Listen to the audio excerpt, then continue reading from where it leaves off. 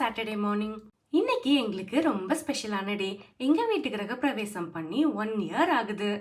வீட்ல சின்னதா ஒரு பூஜை பண்ணலான்னு சொல்லி அம்மா சொன்னாங்க. நானும் ஓகேன்னு எல்லாம் ரெடி பண்ண ஸ்டார்ட் பண்ணிட்டேன். ஃபர்ஸ்ட் வாசல்ல வீட்ல இருக்கிற பூவெல்லாம் வச்சு சின்னதா ஒரு பூக்கோலம் போட்டாச்சு.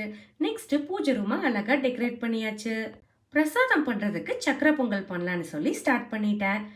அரிசி பருப்பெல்லாம் ஊற வச்சு வேக வச்சு எடுத்தாச்சு. கோயில்ல கிடைக்கிற மாதிரி டேஸ்டியான சக்கரை பொங்கல் செய்யறதுக்கு சின்னதா ஒரு டிப் சொல்றேன். வெல்லம் கொஞ்சம் எக்ஸ்ட்ரா ஆட் பண்ணிக்கோங்க.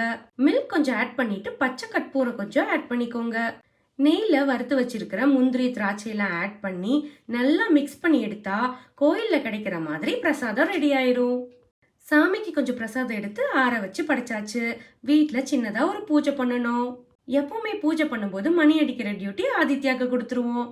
அப்பானால இந்த டைம் வர முடியல. அவரும் இருந்திருந்தா இன்னும் எனக்கு ஹாப்பியா இருந்திருக்கும்.